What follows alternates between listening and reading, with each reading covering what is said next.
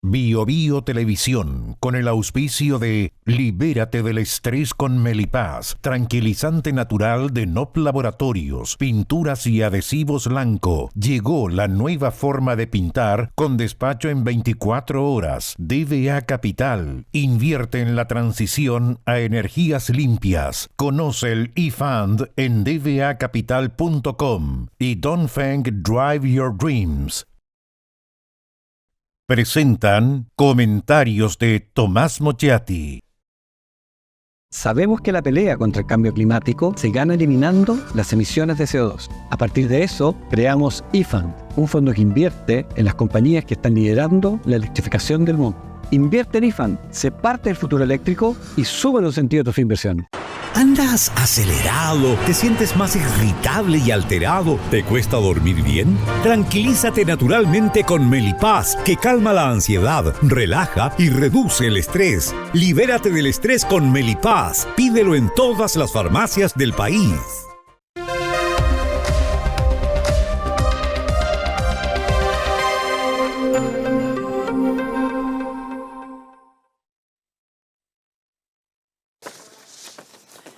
Es como una especie de fantasma, una aparecida que habla, aconseja, arenga, discursea, interpela, omite, que recorre. Para algunos es un fantasma amable, para otros, para la oposición, es una pesadilla. Michelle Bachelet se ha aparecido y está a sus anchas, provocando alegría a las huestes gubernamentales y miedo, espanto en la oposición. Desde ya un dato para tener en cuenta. Los fantasmas gozan de impunidad. Cuando Michelle Bachelet decidía si ser candidata o no por segunda vez, yo recuerdo que su entorno, insisto, cuando estaba discutiendo si podía ser candidata por segunda vez, su entorno conversó, sopesó ya en ese entonces, no solo si estaba en condiciones de ser nuevamente aspirante, sino de poder desempeñar la primera magistratura, una vez más. Quienes conocen en nuestro país de la política saben cuáles eran esas discusiones y a qué se referían en cuanto a sus importantes limitaciones. Cuando la derecha creía que Bachelet estaba muerta políticamente, ahora que ya no tenía ninguna posibilidad de tener incidencia política, que el poder se le había escapado sin retorno, que debía de tentar el papel de abuela chocha y buena, bueno, vuelve a las andadas. Nada de eso de abuela, sino que empieza a decir, no da lo mismo por quién se vota, anda repitiendo eso. Una columna, una de estas columnas, del 22 de diciembre del año pasado, o sea, hace ya 7 meses, la titulamos ¿Bachelet por tercera vez? Lo primero que hay que decir es que la derrota contundente del segundo proyecto constitucional fue una gran derrota de la derecha. Y aunque usted crea que todo eso está olvidado, que ya pertenece a la prehistoria, eso no es así, porque los comicios siempre tienen importantes consecuencias políticas. Para los desmemoriados, yo voy a permitir dar algunas cifras de lo que ocurrió con el segundo proyecto constitucional rechazado, que ganó ese plebiscito el oficialismo. El apruebo perdió en todas las capitales regionales, todas, salvo 2, en Chillán, donde ahí ganó la apruebo, pero por el 51,09%, y en Temuco, donde ganó con el 50,09%, o sea, por un soplo. En Santiago, el en contra, o sea, el rechazo, con Iracy Hasler a la cabeza, en la comuna de Santiago se impuso con el 58,45%, en Valparaíso, con Jorge Sharp, con el 64,46%, y en Valdivia, donde gobierna el Frente Amplio, con el 59,86%. En la región metropolitana, todas las comunas votaron masivamente por el en contra, 31, salvo 3. Las 3 de siempre, Vitacura, Las Condes y Lo Barnechea. En la zona sur, comunas donde viven personas de menos recursos económicos, me refiero a la zona sur de Santiago, el en contra ganó en forma abrumadora, en Pedro Aguirre Cerda con el 67,31%, en San Joaquín con el 66,37%, en San Bernardo con el 67,78%, en La Pintana 65,87%, en Maipú 63,87%. No lo quiero marear, les recuerdo estas cifras porque la derecha tuvo una gran derrota. Y hago estos recuerdos, refresco los datos, solo para indicar que desde ahí el gobierno comenzó lentamente a levantar cabeza, pese a todas sus inoperancias, pese a todas sus incompetencias, pese a todas sus volteretas y también pese a la situación económica. Recuerde usted que 2 días después del primer plebiscito, el del 4 de septiembre de 2022, 2 días después, el 6 de septiembre de ese año, Carolina Toá juró como ministra del Interior, dejando en el olvido de un pasillo de hospital a Isquia Siches. Desde ese momento, esa izquierda comenzó a tirar las riendas del animal, me refiero en forma metafórica a las riendas del gobierno, y a conducirlo. Naturalmente que queda para otro análisis cuánto significa esto para la llamada renovación del socialismo. En la última encuesta CADEM, Gabriel Boric está con una aprobación del 37% y una desaprobación del 55%. Esto es por lejos, el mejor resultado a los 2 años y medio de gobierno comparado con Bachelet en su segundo mandato y comparado con Piñera, segundo mandato. O sea, a Boric en estas encuestas le está yendo bien. Y no solo a eso, si usted saca los primeros meses de luna de miel de los gobiernos, es de los mejores resultados en términos absolutos. Esta es la realidad. Y me imagino que la derecha deberá detenerse a pensar el asunto. No es para nada descartable que Gabriel Boric alcance los 40 puntos de aprobación en tiempos no muy lejanos. Y hay otro dato. En cuanto a la imagen positiva de figuras políticas, está en primer lugar Evelyn Matei, pero después de ellas le siguen 3 representantes del oficialismo, Tomás Bodanovich, Michelle Bachelet y Claudio Rego. El quinto, a distancia, Rodolfo Carter, que además es un outsider de la derecha. José Antonio Kast, por si usted se preguntaba por él, está en el lugar 12, casi empatado con Iracy Hasler. Si se mide un escenario de segunda vuelta, Evelyn Matei gana a Michelle Bachelet. Sí, le gana en un escenario de segunda vuelta, una contra otra, pero por escasos 4 puntos, 49 a 45%. En un escenario de segunda vuelta, Matei gana, pero por mucha distancia, a Mario Marcel, a Camila Vallejo, a Tomás Bodanovich, a Carolina Toá, son distancias largas. O sea, hoy la única alternativa altamente competitiva en el oficialismo es Michelle Bachelet. Veamos la encuesta CEP. Evaluación positiva de Matei, 47 puntos. Evaluación positiva de Bachelet, 45 puntos. Evaluación negativa, Matei 25 puntos, Bachelet 24, pero si están casi empatadas. No voy a agregar más cifras para no aburrirlo, pero deseo destacar 2 cosas. Que el gobierno se ha ido recuperando lentamente en la opinión pública y que hoy por lejos Bachelet es la persona más competitiva hoy para enfrentar a Evelyn Matei. Hablábamos delante de impunidad y me refiero obviamente a la impunidad política. Bachelet es un perfecto ejemplo. Dé usted el calificativo que quiera, que esto ocurre por el perdón de los pueblos, por la desmemoria de los ciudadanos, por ser los políticos unos desvergonzados, lo que usted quiera, pero ahí está. Yo sé que todo esto a la derecha o a muchos de ustedes les puede producir una especie de mareo, un dolor de estómago, una indigestión y naturalmente que a otros, la gente del oficialismo, una felicidad. Pero ¿por qué hablo de desmemoria? A ver, se lo voy a explicar así sin método, en forma desordenada. Lo primero, si alguna vez muchos se preguntaron, ¿quién es Bachelet? ¿Quién es Bachelet? Aquella persona que estaba alejada de los partidos, la que hizo un primer gobierno liberal con un grupo que se llamaba Expansiva, que eran los liberales de la Concertación, ¿O Bachelet es la segunda, la del segundo gobierno, la que incorporó al Partido Comunista, la que se transformó en acérrima crítica de los gobiernos de la Concertación? A estas alturas, si de engañar se trata, no cabe la menor duda que el primer gobierno fue el del engaño y el segundo gobierno es el que representó a la Bachelet verdadera. Por lo menos esa es la Bachelet que se ha mantenido hasta hoy. Bachelet estuvo exiliada, ustedes lo saben, en la llamada República Democrática Alemana o Alemania Oriental, la Alemania comunista. Cuando el Partido Socialista, que se exilió en Alemania, inició su renovación, Carlos Altamirano, que había sido el ultra bajo la Unidad Popular de Allende, se fue a París, porque él fue uno de los que lideró la renovación. Él revaloró la democracia, pero Bachelet no. Prefirió quedarse en el Berlín comunista.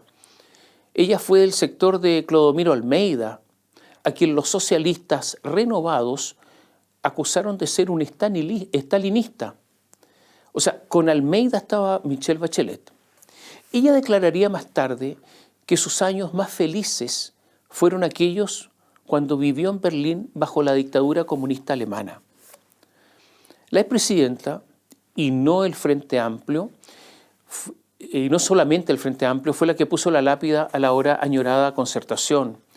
Fue la que se unió a los llamados autoflagelantes y empujó a los PS, a los PPD y hasta a los DC a abjurar de todo lo que habían hecho.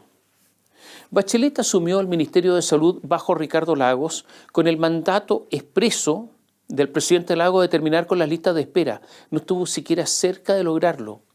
Y es un hecho conocido que en su momento se opuso al Plan Auge, que hoy se llama GES, Garantías Explícitas de Salud.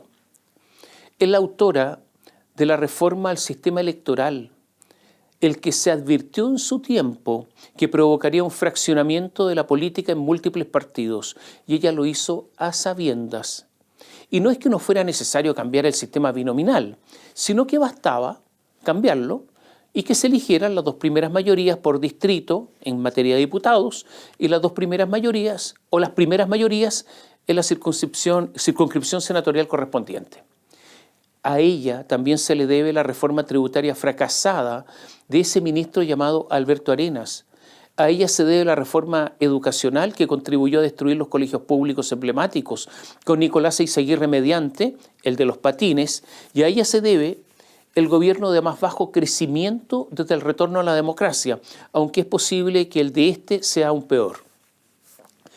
Fue Bachelet la de la irregular, y yo digo ilegal, precampaña presidencial. Y fue ella la que una vez que se conoció el involucramiento de Soquimich, de Julio Ponce Lerú, en el financiamiento oscuro, negro y ilegal de la política, la que detuvo las investigaciones, cambiando al director y al director jurídico del Servicio de Impuestos Internos en uno de los episodios de encubrimiento político y penal más escandalosos desde el retorno a la democracia. Es Bachelet la que, en un misterio aún no resuelto, autorizó la entrada de cientos de miles de haitianos por el aeropuerto de Pudahuel con visas de turistas, sabiendo que no lo eran, y con la creación, ella permitió la creación de empresas aeronáuticas que solo hacían eso, no hacían nada más, traer haitianos. Y hay que recordar que cuando asumió Sebastián Piñera, por segunda vez bastó una simple medida administrativa para parar el ingreso de haitianos. Bachelet es la misma que dijo que del caso Cabal solo se enteró por los medios, cuando se sabía con anticipación que la revista Que Pasa lanzaría el reportaje. Y hasta ahora no está claro quién pidió la reunión con Andrónico Luksic para que su banco otorgara el préstamo por varios millones de dólares para financiar ese oscuro negocio, y se los otorgó sin garantías. Es la misma que, siendo presidenta de Chile y estando de visita en Cuba, le avisaron en medio de una ceremonia pública que finalmente Fidel Castro había accedido a recibirla, y ella empezó a correr delante de todo el mundo, siendo presidenta, para subirse a un auto y correr a visitar a Fidel. Fue la misma que, siendo alta comisionada de la ONU para los Derechos Humanos, esperó hasta el último día de ese mandato para liberar un informe oficial que criticaba la ausencia de respeto a los derechos humanos en China.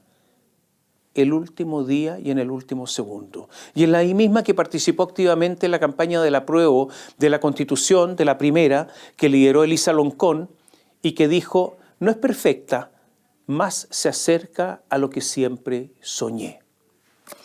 Es la misma que hoy mantiene en la práctica silencio sobre Nicolás Maduro, haciendo declaraciones genéricas sobre lo ocurrido. Porque cuando le preguntaron por la defensa del Partido Comunista a las elecciones en que el chavismo da por ganador a Maduro, en un evidente fraude, Bachelet se las dio de ignorante y dijo que desconocía la posición del Partido Comunista cuando la conocía todo Chile. Es la misma Bachelet que, al igual que otros expresidentes, usa su fundación, financiada por todos los chilenos, para hacer política. Fundación que, en un oscuro contrato, recibió 379 millones de pesos a dedo del gobierno regional del Biobío en todo este escándalo de las fundaciones. Es la Michelle Bachelet incombustible. Es la amiga cercana del Partido Comunista. Es la única dirigente que hoy es capaz de unir desde la DC hasta el PC en una campaña presidencial. El PC, con Bachelet, con Venezuela y todo, tiene una garantía, porque Bachelet nunca se va a alejar del PC, nunca lo va a aislar, nunca. En caso de necesidad, el Frente Amplio lo haría, pero Bachelet no. Y esta es la garantía que le da al Partido Comunista. Y es verdad que hay sectores del Partido Socialista que creen que hay aquí una especie de trampa del Frente Amplio al decir: vamos, Bachelet, adelante. El Partido Comunista lo ha dicho ya, pero en el Frente Amplio están haciendo lo mismo. Se trataría de lanzar a Bachelet finalmente para que pierda, pero como el Partido Socialista tiene candidata, sería candidata del Partido Socialista, el Frente Amplio le cobraría un alto precio en los cupos de candidatos a diputados y senadores. Por eso, en el Partido Socialista creen que esto es una trampa del Frente Amplio. Ahora, por otro lado, los candidatos al Parlamento, o sea, diputados y senadores, necesitan en la campaña tener un candidato presidencial de su sector que tenga votos, que tenga apoyo, porque a ellos les beneficia. La expresidenta está muy activa, tiene actividades públicas a diario, me refiero a actividades políticas. Hace unos días fue la oradora principal en una actividad en que estaban dirigentes de todo el oficialismo y que se refería a herramientas de gestión local, obviamente para alcaldes y gobernadores. Su fundación Horizonte Ciudadano, escuche bien, es la que coordina a todas las fundaciones del oficialismo. La fundación de Bachelet. ¿A qué fundaciones? Rumbo Colectivo, que pertenecía a Revolución Democrática, el Instituto de Ciencias Alejandro Lipschutz, que es del Partido Comunista, a Nodo 21, que es del Frente Amplio, al Instituto de Igualdad, que es del Partido Socialista, a la Fundación Chile 21, que es del PPD, y el Centro de Democracia y Comunidad de la Democracia Cristiana, a la Casa Común y la Fundación por la Democracia. A todos los está coordinando la Fundación Horizonte Ciudadano de Bachelet. El directorio de Horizonte Ciudadano está formado por Pedro Well, Analía Uriarte, Aide Rojas y Marcelo Mena. Todos fueron miembros integrantes de su gobierno. Bachelet ha estado en actos apoyando a Iracy Hasler, apoyando a Claudio Rego, apoyando a Tomás Bodanovich. Asistió hace algunos días a la inauguración de un SAR, o sea, un servicio de atención primaria de urgencia de alta resolución. Se inauguró este SAR nuevo y se le llamó Michelle Bachelet Geria, o sea, estaba feliz. La verdad es que los tiempos han cambiado. Antes, en épocas pretéritas, estos homenajes eran póstumos. Esta es la Michelle Bachelet que hoy causa tanto miedo a la derecha. Parece evidente que una candidatura oficialista, cualquiera del oficialismo, incluyendo una candidatura de Bachelet, llevaría las de perder ante una opción de derecha tipo Evelyn Matei. Eso es verdad. Este gobierno ha tenido demasiados problemas y su recuperación no parece que le alcance para repetirse en el poder. Además, hace rato que en nuestro país los gobiernos no se reeligen.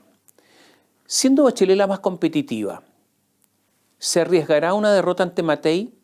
a la que ganó por paliza para acceder a su segundo mandato? ¿Resistirá las presiones que ya han surgido para que se presente a la elección presidencial? Hay un hecho que hay que tomar en consideración. Bachelet haría un papel digno, aunque no gane.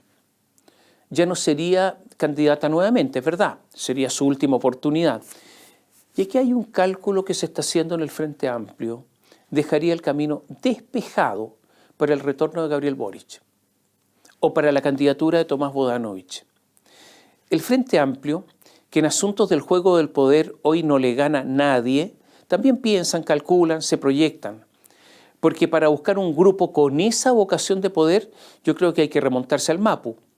O sea, estos muchachos y muchachas tienen una vocación de poder inigualable en estos momentos.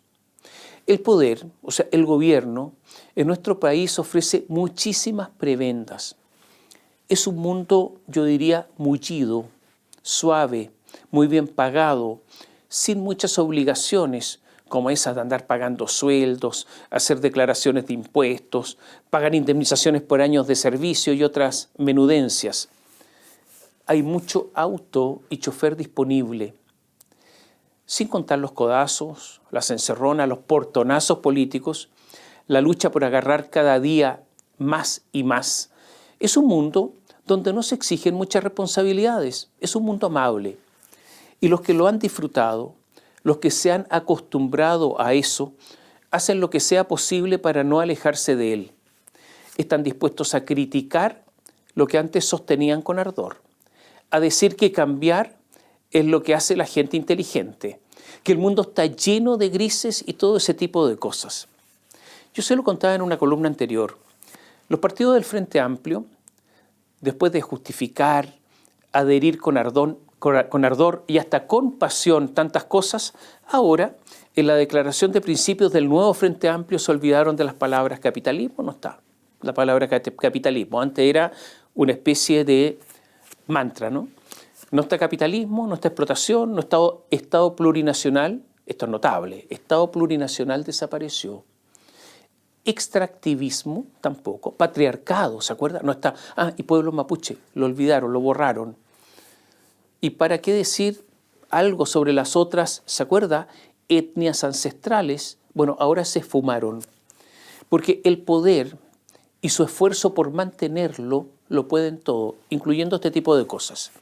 El caso de Venezuela es un ejemplo, que Nicolás Maduro tiene una policía secreta que reprime, que el régimen encarcela opositores, que se robó la elección de 2018, que atenta contra los derechos humanos, que hay informes internacionales que lo certifican. Todo esto ya ha ocurrido y está ahí presente desde hace años. Por eso, hace años que hay sanciones por parte, por ejemplo, de la Unión Europea. Ahora, que lo vengan a descubrir ahora es de verdad una falsedad. ¿Y por qué ocurre esto? Lo que pasa es que Maduro está a la baja y ya no es negocio respaldarlo. O sea, todos estos cambios, todos estos descubrimientos repentinos tienen relación con el poder o la mantención del poder o acceder al poder. No es otra cosa. Más fácil. Acuérdese de esto, en un futuro no lejano, de nuevo cuando ya no sea un asunto, un asunto desechable, bueno, después de 60 años, los PS, los PPD, los Boric, los MEO y todos los demás se van a pegar una palmada en la cabeza y van a decir, ahora me doy cuenta que en Cuba no hay elecciones. Ahora me doy cuenta que en Cuba no hay partidos políticos. Recién me di cuenta que hay solo un partido único, que no hay libertades, incluso que hay menos libertades que en Venezuela, porque eso es así. E intentarán que nosotros, usted y yo, nos traguemos su nuevo descubrimiento. Hay un dato acerca de cómo se está manejando el poder. A ver, en la comisión experta, la comisión que propuso el texto constitucional del segundo plebiscito al Consejo Constitucional, a los consejeros constitucionales, en esta comisión experta había mitad y mitad entre oficialismo y oposición. Se había alcanzado, entre otros, un consenso en materia de régimen político. O sea, rechazado el segundo proyecto constitucional, como se había logrado este acuerdo, hubo un intento de modificar el actual régimen político en base a esas normas que habían sido compartidas. Y se estaba avanzando, había negociaciones. El presidente Boric se opuso a que se siguiera conversando este acuerdo. Y llama la atención que quien aparentemente se ha puesto tan republicano se oponga a esto. Parece evidente que el país está ingobernable. El caos beneficia, al menos ellos creen eso, a algunos.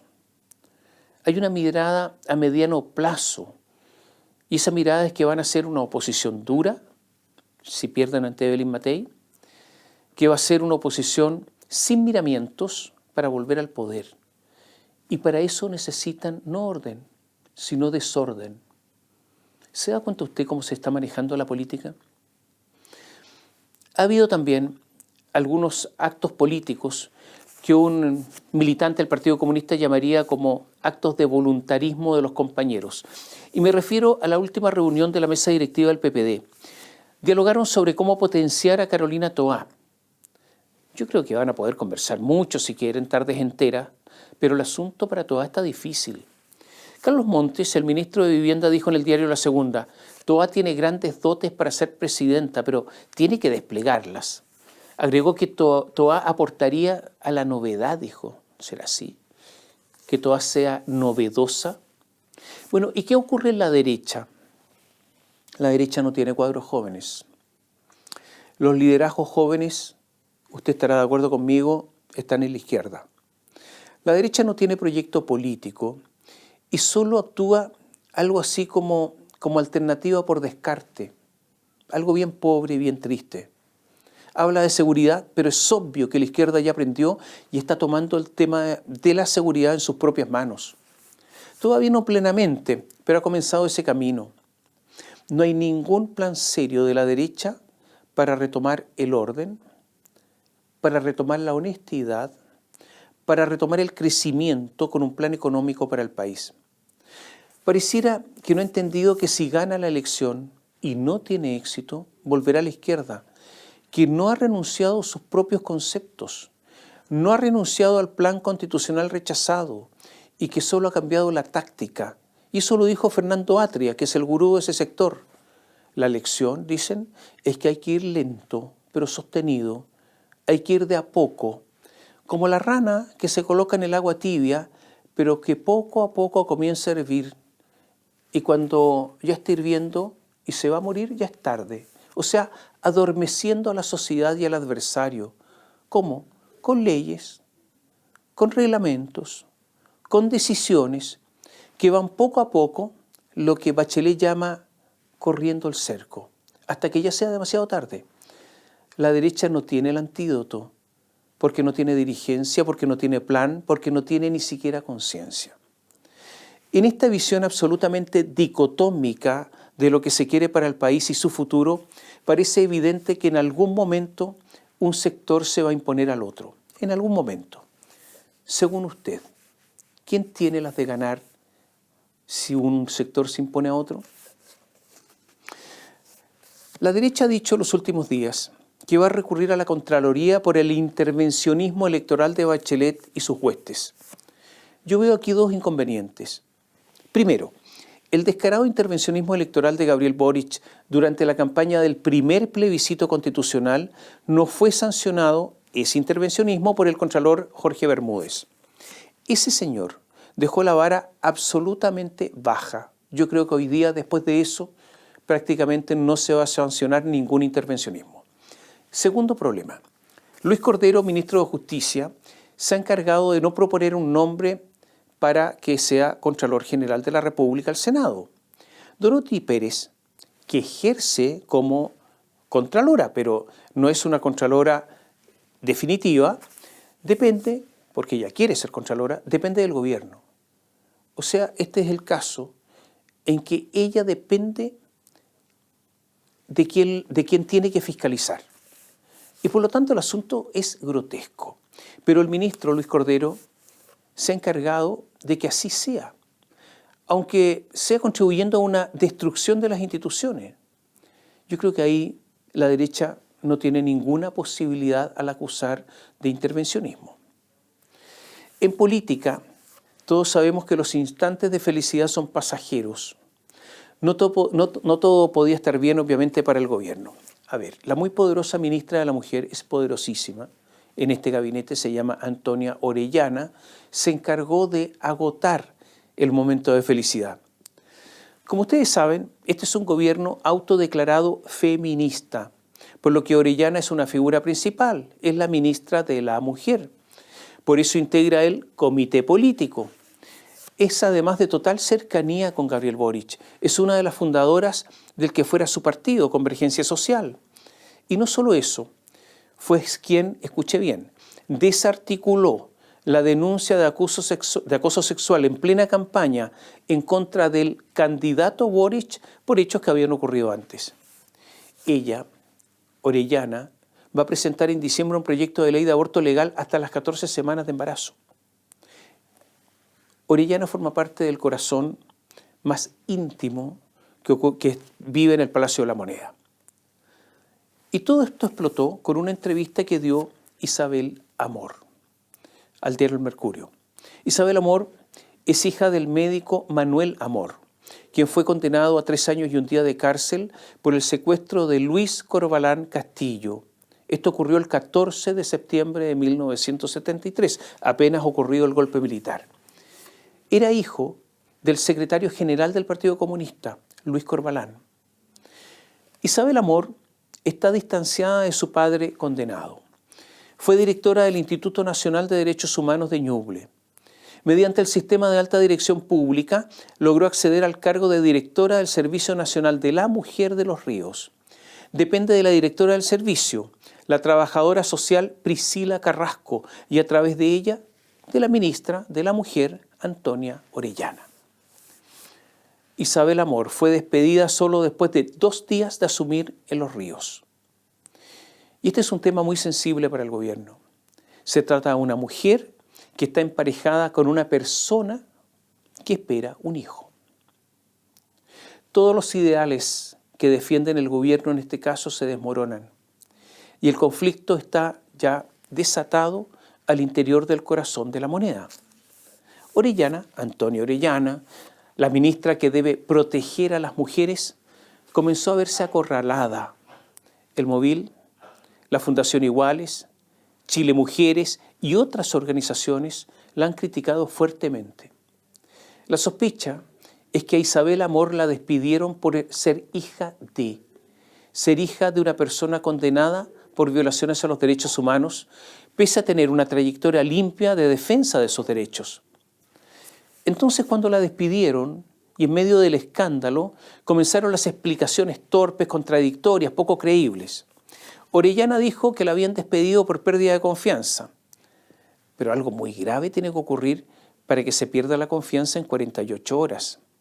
Orellana, para explicar la situación, comparó el caso de Amor, de Isabel Amor, con el del senador de la UDI, Javier Macaya, por defender a su padre. Pero en una entrevista en que se cuestiona a Amor, no hay defensa de su padre, por lo menos la que se publicó. Después se dijo que ella envió a sus superiores el texto de la entrevista y que la que salió publicada fue editada sin aquellas cosas que complicaban a Isabel Amor. Pero ese presunto texto original no se ha dado a conocer. También se dio otra razón para el despido en solo 2 días, que había habido una resistencia al diálogo con los gremios. Pero esto fue desmentido por la directiva de los funcionarios asociados al servicio, diciendo que nunca hablaron con ella y nadie les preguntó antes de dar esa explicación mediante un comunicado del despido. Los senadores Iván Flores, de la Democracia Cristiana, y Ricardo Lagos Weber, del PPD, pidieron a Gabriel Boric que la restituya en su puesto de trabajo. Marco Silavaca, diputado socialista, dijo que en el caso del nombramiento de la señora Amor ha existido un nivel de liviandad y ligereza de improvisación no visto hace muchos años. Pero habló Giorgio Jackson y Giorgio justificó el despido. Y habló Claudia Mix, diputada del Frente Amplio, y dijo: la protección del proyecto político de nuestro gobierno hace necesaria la defensa constante de los derechos humanos en todos los flancos, dijo, todos los flancos.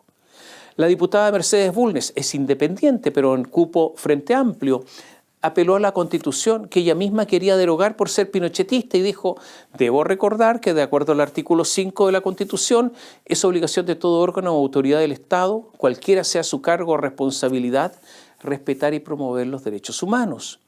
El senador Esteban Velázquez, del Frente Regionalista Verde Social, pidió al Servicio Nacional de la Mujer retractarse de la decisión, reintegrar amor a sus funciones e, idealmente, dejar las cuñas con argumentos confusos por los medios de parte de las autoridades del servicio. Por lo tanto, aquí hay diferencias, una vez más, entre el Frente Amplio y el llamado socialismo democrático. ¿Les puedo dar un consejo? ¿Me lo permite? Resuélvanlo con la medicina que ustedes mismos han proclamado, yo diría a todo pulmón. Resuelvan el caso con perspectiva de género. Yo creo que así, en una de esas, pueden llegar a acuerdo. Lo decíamos, los derechos humanos son un área sensible para el gobierno. Sandro Gaete es un detective famoso, ya está retirado. Él indagó especialmente durante muchos años, cuando era funcionario de la PDI, casos de violaciones de derechos humanos. Buscó a detenidos desaparecidos, encontró restos, estuvo catastrando los lugares en que habrían sido sepultados y naturalmente que buscó a los autores de estos delitos. Estuvo muchos años en lo mismo, persiguió a Paul Schaffer y su gente. Fue contratado, ya retirado, bajo el segundo gobierno de Bachelet para integrar el programa de derechos humanos. Bajo este gobierno se integró al Plan Nacional de Búsqueda, ese plan anunciado por Gabriel Boric.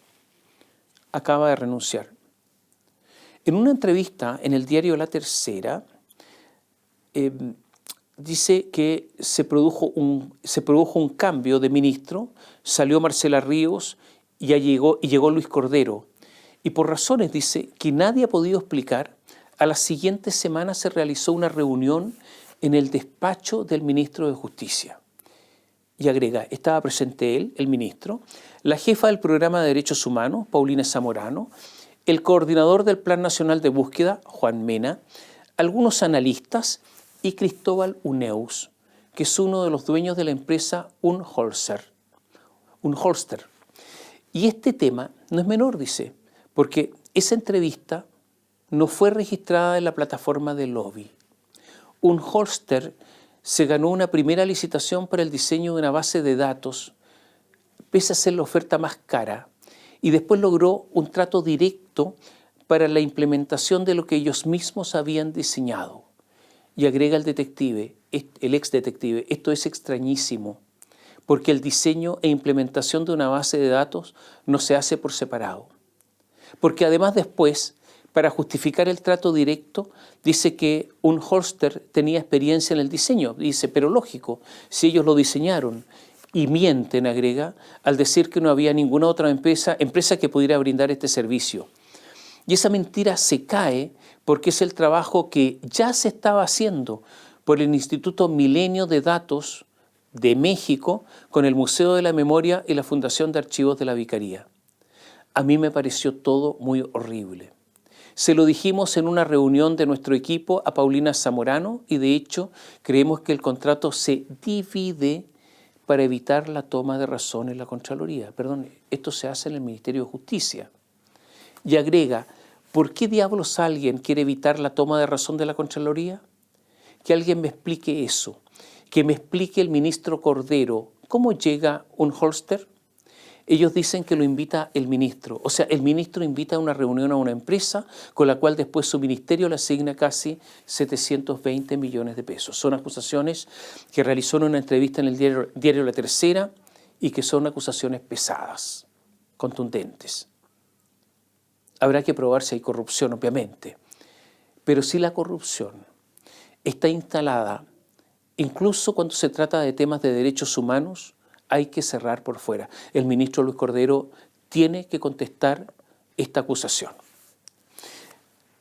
Algunos asuntos más rápidamente. Lo dimos a conocer en Biobío.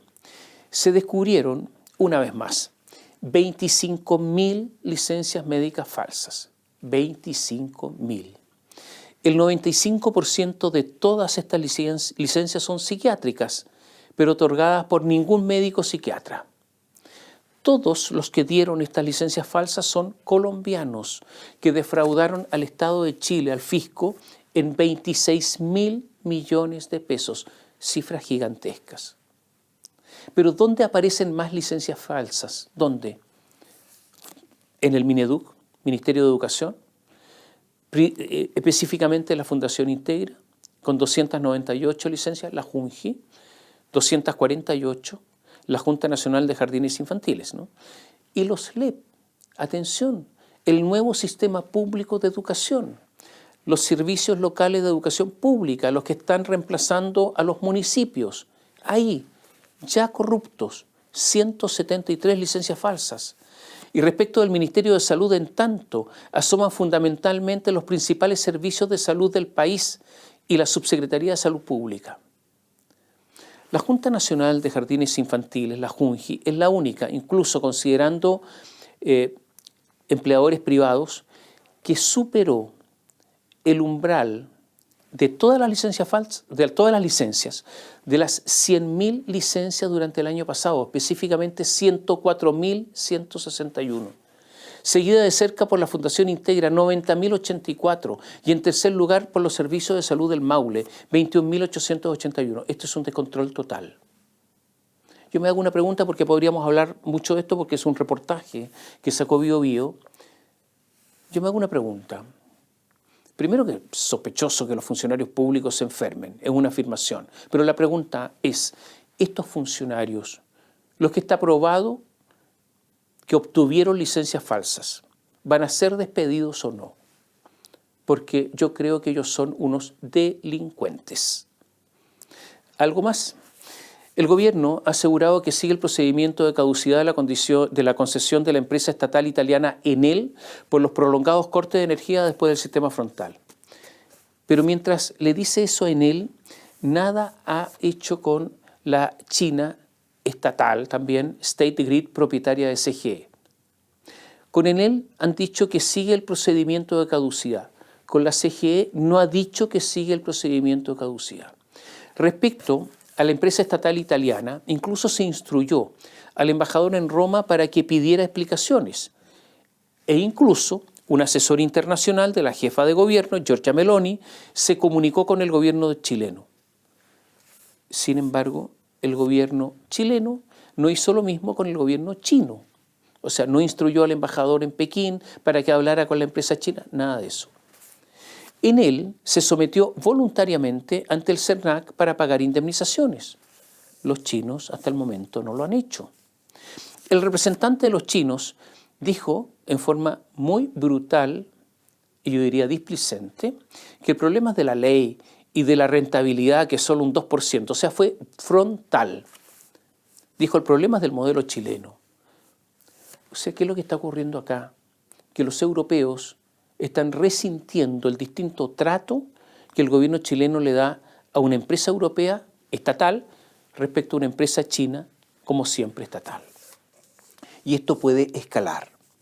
Después del estallido de la pandemia, hay que recordar que las tarifas eléctricas se mantuvieron congeladas con cargo a las empresas.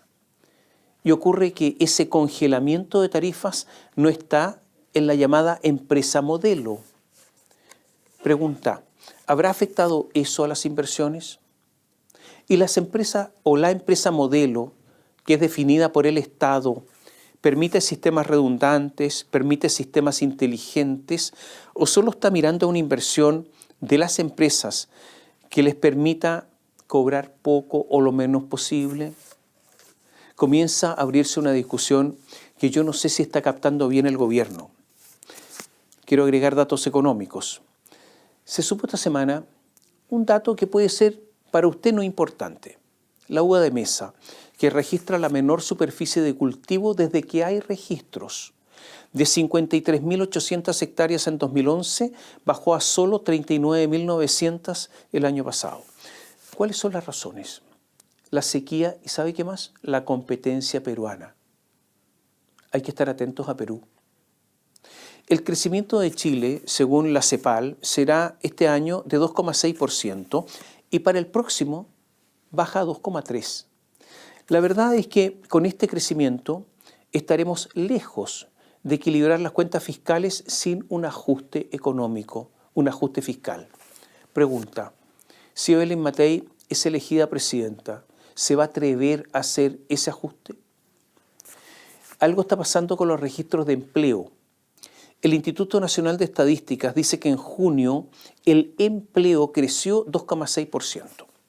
Pero ocurre que hay registros también de un ente estatal, la Superintendencia de Pensiones, que sabe exactamente cuánta gente impone las personas que están contratadas, que señala no un aumento del 2,6% del empleo, sino que una caída del 1%. Esta diferencia está sobre el intervalo de confianza del Instituto Nacional de Estadísticas. Y por lo tanto, el INE tiene que dar una explicación, porque los datos del país tienen que ser confiables. Hay un dato que indica que los cotizantes del seguro de cesantía llevan 9 meses a la baja.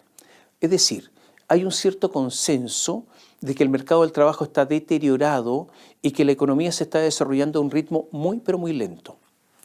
El gobierno, a través del ministro Diego Pardo, propuso limitar las tarifas de las empresas pequeñas de generación eléctrica renovables. Esto es muy importante. Hay generadoras eléctricas que no son grandes, son pequeñas, pero hay una inversión importante allí y que son de energías renovables, eólica y solar. Y ocurre que el ministro Diego Pardo quiere limitar los precios que ellos cobran para que el Estado, o los precios que reciben, para que el Estado se quede con la diferencia, de 45 a 68 dólares. O sea, lo que quiere es robar a las empresas de generación, limpias, o sea, las empresas renovables. Este es un gobierno que se ha dicho que es un gobierno que está preocupado del medio ambiente. Y resulta que pretende robar a las empresas de generación limpia de energía. Todo esto es notable. Otra corta. ¿Es bueno hacer la reforma notarial? Sí. Pero da la impresión que todo queda igual. Porque ¿qué pasa con la reforma de nombramiento de notarios que está haciendo el gobierno? Que saca al Poder Judicial en cuanto a esos nombramientos, pero ahora el nombramiento lo sigue haciendo el presidente de la República. O sea, sigue siendo político. Por eso es que parece que todo va a seguir casi igual. Yo me hago una pregunta. ¿Por qué a los notarios no les hacen exámenes de conocimiento? Ya se hacen, pero no se hacen exámenes de conocimiento y esa sea la única vara para nombrar notario. O sea, se nombra notario al que le va mejor en los exámenes y se sigue preguntando hasta que finalmente uno sea el ganador. Porque si gana la tesis del ministro de Justicia, Luis Cordero, en que hay un límite de edad que se propone en la nueva reforma, Gabriel Boric nombraría de un viaje 90 notarios. ¿Usted se da cuenta del poder que significa eso? Se comenta incluso que para lograr el apoyo de la UDI a esta reforma se estarían repartiendo los nombramientos. 45 para ti, ustedes de la UDI, y otros 45 para nosotros. El gato pardo. Eso de que todo cambia para que nada cambie, usted recordará la obra de Giuseppe Tomasi de Lampedusa, se haría rico en Chile.